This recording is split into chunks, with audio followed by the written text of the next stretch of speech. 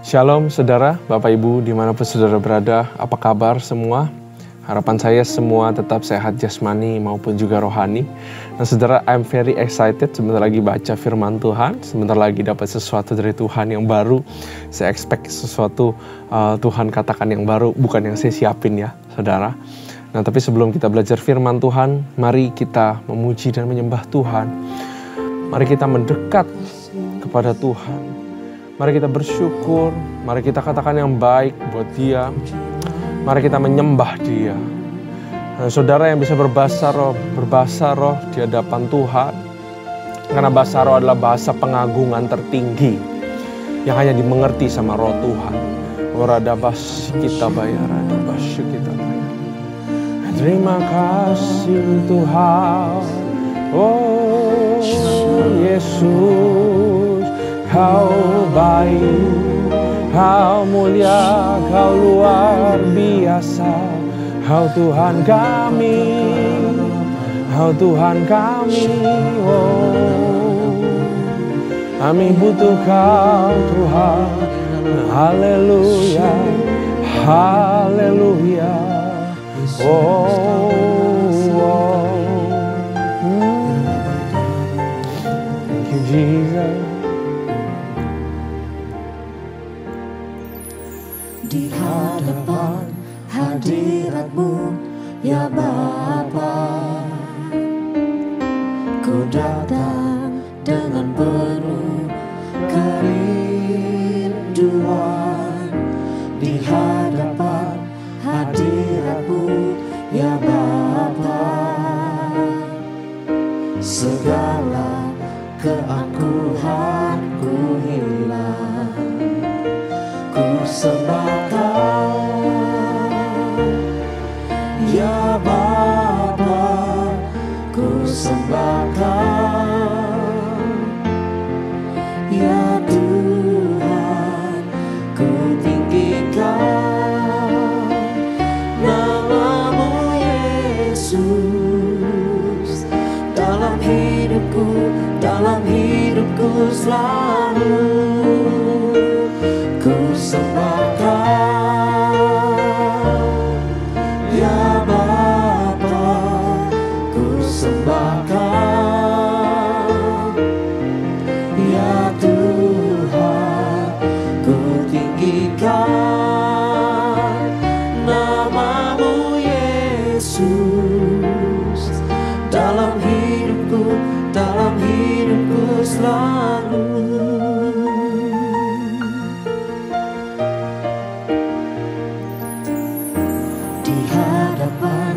Hadirat-Mu ya Bapa,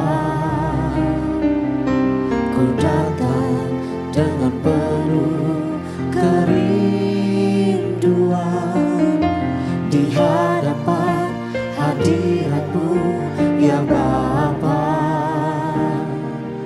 segala keangkuhanku hilang. Ku sembah Kau ya Bapa, ku sembah Kau ya Tuhan, ku tinggikan nama-Mu Yesus. Dalam hidupku selalu ku sembah Kau ya Bapa, ku sembah Kau ya Tuhan, ku tinggikan nama-Mu Yesus. Dalam hidupku selalu ku sembah Kau ya Bapa, ku sembah Kau ya Tuhan, ku tinggikan nama-Mu Yesus. Dalam hidupku selalu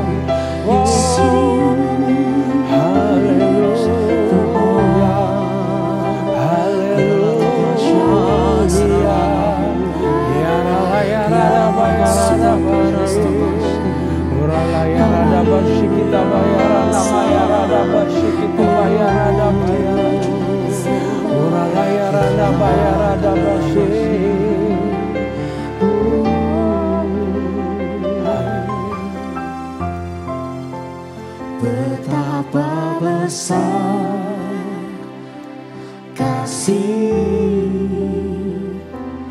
pengampunanmu Tuhan, tak kau pandang hina hati yang hancur.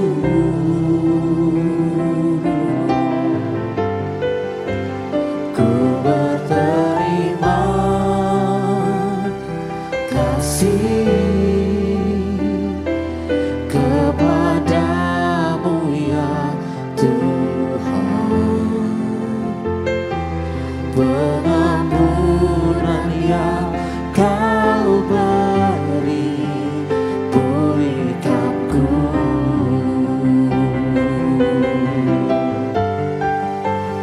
Betapa besar kasih pengampunanmu Tuhan, tak kau pandang hina hati yang hancur.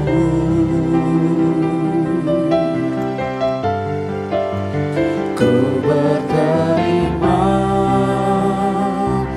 kasih kepadamu ya Tuhan, pengampunan yang kau beri pulihkanku.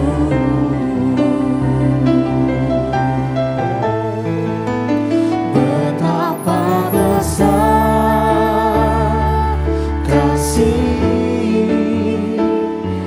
pengampunanmu Tuhan, tak kau pandang hina hati yang hancur.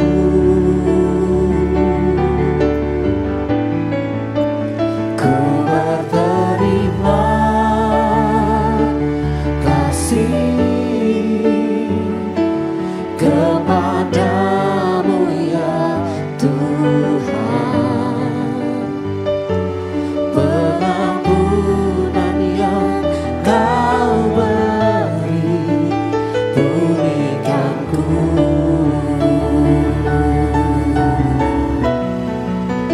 Betapa besar kasih pengampunanmu Tuhan, tak kau pandang hina hati yang hancur.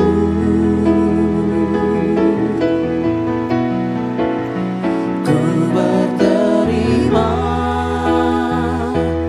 kasih kepadamu ya Tuhan, pengampunan yang kau beri pulihkanku.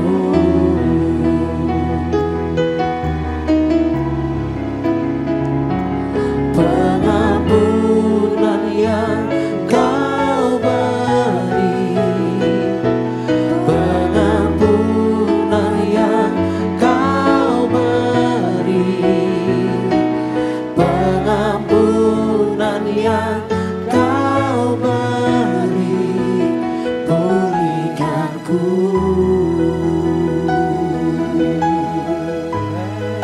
Sungguh besar kasih Buat pengampunanmu Tuhan, buat kasih setiamu Tuhan, buat pengorbananmu Tuhan. Haleluya, haleluya. Terima kasih Tuhan buat pengampunan-Mu dalam kehidupan kami Bapa. Bahwa itu adalah hadiah terbesar dan terpowerful yang Kau bisa berikan kepada kami ya Tuhan. Kami bersyukur Tuhan. Ampuni segala kesalahan kami. Ampuni baik yang disengaja, baik yang tidak disengaja Tuhan. Kuduskan kami, sucikan kami, cara pikir kami, hati kami, perbaharui dengan kantong anggur yang baru. Bapa, urapi kami semua, berkati kami semua yang sebentar lagi belajar firman-Mu, supaya kami mengerti kehendak-Mu, dan boleh ada kata-kata yang baru Kau ilhamkan kepadaku Tuhan. Terima kasih Tuhan, kami siap untuk belajar hanya di dalam nama Tuhan Yesus, haleluya, amin. Sekali lagi shalom saudara, mari kita buka firman Tuhan di Ezra pasal yang ke-9. Ezra pasal 7 berbicara titah raja, pulang ke Yerusalem, bikin kebangunan rohani, bawa orang-orang, dikasih uang.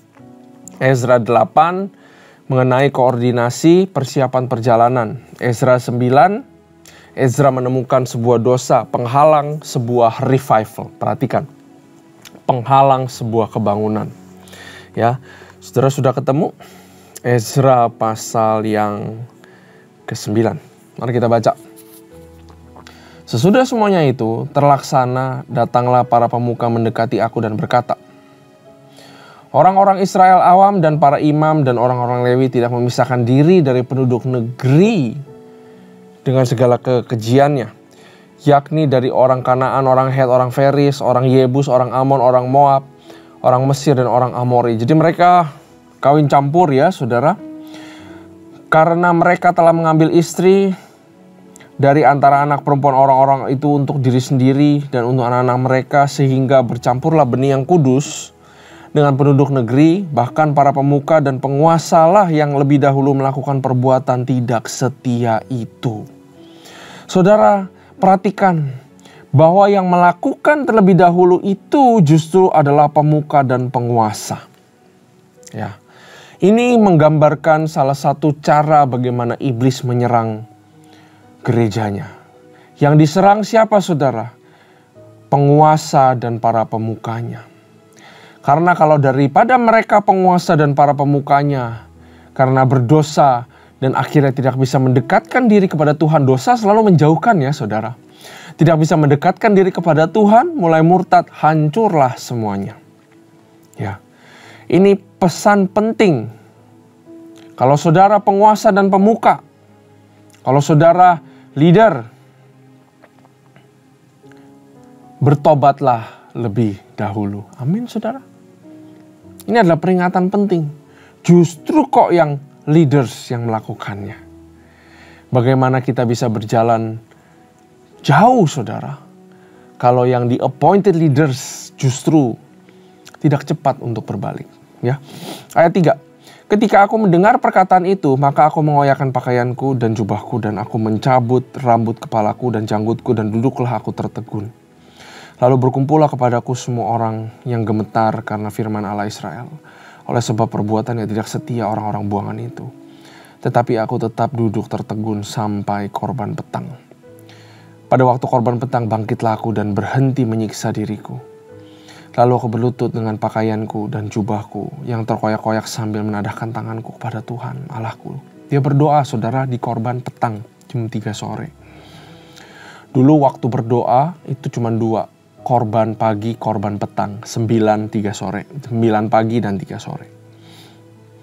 Ayat 6, dan kataku, ya Allahku, aku malu dan mendapat celah sehingga tidak berani menenggadahkan mukaku kepadamu. Ya Allahku, karena dosa kami telah menumpuk mengatasi kepala kami dan kesalahan kami telah membumbung ke langit. Saudara, Ezra tidak berbuat dosa, tapi dia bersyafaat mewakili rakyatnya. Hebat banget ini Ezra. Bukan cuman guru agama, bukan cuman tahu firman Tuhan, bukan cuman taat, tapi dia punya leadership yang luar biasa. Dia nggak blaming. Musa waktu itu sempat blaming Tuhan, lihat tuh orang-orangmu Israel. Tuh lihat bebalnya kayak apa. Musa tunjuk tangan. Tapi Ezra nggak tunjuk-tunjuk. Dari kata K dan U, aku berubah jadi kami. Padahal yang bersalah mereka, Tapi dia bilang karena dosa kami. Artinya apa saudara? Satu orang kudus mungkin Ezra. Tapi apa gunanya kalau semuanya berdosa? Hatinya sebesar itu. Kadang-kadang hati kita gak sebesar itu. Saya aja yang kudus yang penting. Tapi Ezra gak bisa. Hatinya itu begitu besar. Ini hati Ezra ini kalau saya lihat seperti hatinya Tuhan. Aku aja yang kudus gak cukup. Ya Tuhan gitu kan. Aku aja yang kudus gak cukup. Harus bangsaku kudus. Harus anak-anakku di bumi kudus. Karena itu aku harus turun ke bumi. Itu hati Tuhan. Ezra punya hati Tuhan. Saudara, kalau saudara berdoa dengan hati Tuhan. Kalau saudara berdoa di sini ada kehendaknya Tuhan dan terucap. Itu powerful bukan main. Ya, berdoa bukan minta-minta teriak-teriak, lempar-lempar ayat firman Tuhan ke sorga. Bukan lempar-lempar teriak kasih perkara, Tuhan aku udah lakukan ini, aku udah lakukan. Bukan. Berdoa itu ada hati Tuhan. Ya Allahku, aku malu mencapai celah karena dosa kami telah menumpuk mengatasi kepala kami, kesalahan kami telah membumbung ke langit. Dari zaman nenek moyang kami sampai hari ini kesalahan kami besar. Dan oleh karena dosa kami, maka kami sekalian dengan raja-raja dan imam-imam kami diserahkan ke dalam tangan-tangan raja-raja negeri, ke dalam penguasa pedang, ke dalam penawanan, penjarahan, penghinaan di depanmu seperti yang terjadi sekarang ini. Dan sekarang baru saja kami alami kasih karunia daripada Tuhan Allah kami yang meninggalkan pada kami orang-orang yang terluput dan memberikan kami tempat menetap, tempat yang kudus, sehingga Allah kami membuat mata kami bercahaya dan memberi kami sedikit kelegaan di dalam perbudakan kami, karena sungguh pun kami menjadi budak, tetapi dalam perbudakan itu kami tidak ditinggalkan Allah kami. Ia membuat kami disayang oleh raja-raja negeri Persia, sehingga kami mendapat kelegaan untuk membangun rumah Allah kami dan menegakkan kembali rumah dan diberi tembok pelindung di Yehuda dan di Yerusalem. Tetapi sekarang ya Allah kami, apa yang akan kami katakan sesudah semuanya itu, karena kami telah meninggalkan perintah-Mu. Buat apa katanya semua? Kalau ujung-ujungnya balik lagi ke dosa. Yang Kau perintahkan, artinya buat apa melayani? Buat apa melakukan pekerjaan Tuhan? Buat apa bangun pagi melayani ibadah? Buat apa saya pribadi khotbah? Buat apa semuanya? Kalau ujung-ujungnya berbuat dosa lagi. Ayat 11. Yang Kau perintahkan dengan perantaran hamba-hambamu, para nabi itu berfirman, negeri yang kamu masuki untuk duduki adalah negeri yang tercemar oleh karena kecemaran penduduk negeri, yakni oleh karena kekejian yang mereka lakukan dengan segala kenajisan mereka di segenap negeri itu dari ujung ke ujung. Jadi sekarang janganlah kamu memberikan anak-anak perempuanmu kepada anak-anak laki mereka, ataupun mengambil anak-anak perempuan mereka untuk anak-anak lakimu. Janganlah kamu mengikhtiarkan kesejahteraan dan kebahagiaan mereka untuk selama-lamanya, supaya kamu menjadi kuat mengecap hasil tanah yang baik dan mewariskan tanah itu kepada anakmu untuk selama-lamanya. Ayat 13, sudah semua yang kami alami oleh sebab perbuatan kami yang jahat dan oleh sebab kesalahan kami yang besar, sedangkan Engkau, ya Allah, kami tidak menghukum setimpal dengan dosa kami dan masih mengaruniakan kepada kami orang-orang yang terluput sebanyak ini. Masakan kami kembali melanggar perintah-Mu dan kawin dengan bangsa-bangsa yang keji ini? Tidakkah kamu akan murka kepada kami sampai kami habis binasa? Saudara, ini memang perbuatan dosanya kawin dengan bangsa-bangsa itu. Artinya punya dua tuan, saudara. Sama dengan kita, walaupun kita cuma punya satu istri, saudara. Nah, istri kita orang ikut Tuhan juga. Tapi bisa jadi kita menikah dengan ilah lain. Ya, itu maksudnya.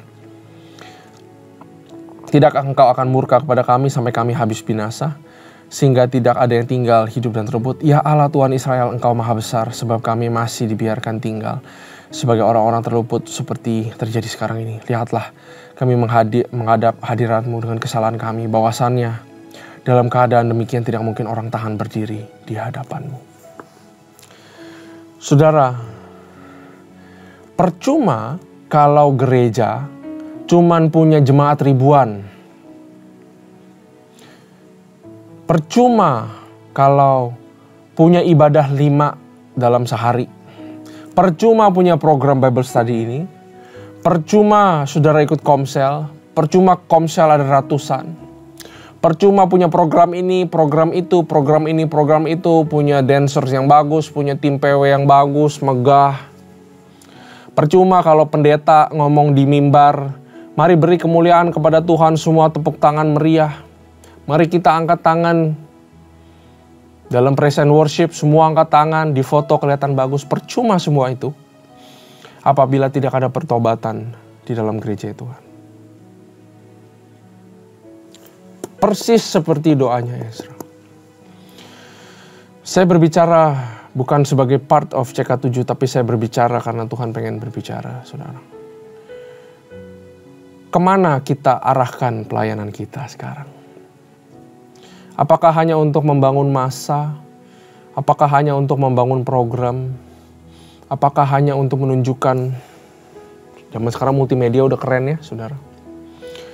Apakah hanya untuk menunjukkan besarnya mega church? Ataukah semuanya justru fokusnya adalah supaya orang bertobat, saudara? Bukankah gereja didirikan untuk itu? Supaya menerima orang sehingga orang bertobat dan berbalik dari jalan-jalannya. Mungkin kesuksesan dari viewer Instagram. Mungkin kesuksesan dilihat dari betapa banyak jemaat yang datang. Tapi saya mau bilang, for this time, buat kita semua, buat saya juga saudara. Kesuksesan sesungguhnya di mata Tuhan adalah kalau satu orang bertobat. Dan tidak lagi kembali ke jalan yang salah. Dan mengikuti firman Tuhan sampai akhir hidupnya. Itu doang saudara. Cuman itu doang yang Tuhan minta. Lebih baik kamu punya 10 jemaat. Dan 10-10-nya bertobat. Daripada ribuan jemaat. Tapi berdoanya cuma minta berkat. Ini Ezra ngasih tahu hati Tuhan yang terdalam. Mana gereja-gerejaku? Apakah begitu hatinya? Mana pemimpin-pemimpinku? Teguran juga saudara buat saya. Apakah hatinya begitu atau tidak? Kamu mau revival, kamu mau kebangunan, kamu mau pemulihan. Apa aja itu, mau keluarga, finansial, kerjaan, gereja, mau pemulihan, syaratnya satu. Mencari wajahku, kata Tuhan. Berbalik dari jalan yang salah dan bertobat. Cuman itu doang. Pertobatan adalah revival. Syarat daripada kebangunan rohani kalau mau terjadi, pertobatan. Dimulai dari mana? Urutannya udah jelas. Dari pemimpin dulu. Ya. Saya percaya pemimpin bertobat. Itu punya dampak yang luar biasa. Tapi gak cukup kalau pemimpin doang. Harus sampai semuanya. Ezra di dalam perjalanan membangun kembali ibadah. Dalam perjalanan untuk mengajarkan Taurat Tuhan. Ternyata dia ketemui. Blokernya itu atau rintangannya bukan caranya ternyata. Bukan perjalanannya. Bukan ransumnya. Bukan gimananya. Ternyata halangannya cuma satu. Hatinya. Orang-orang yang berdosa ternyata itu akar dari segala sesuatunya. Ya. Karena itu saudara, jagalah hati kita dari segala kejahatan. Supaya kita jangan membelot daripada Tuhan. Saudara, saya encourage kita semua selalu mempunyai postur hati yang bertobat. Bertobatlah setiap hari.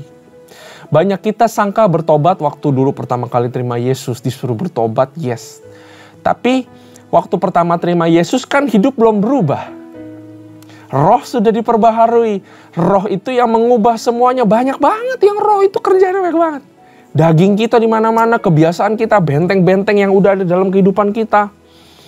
Cara-cara pikir yang salah.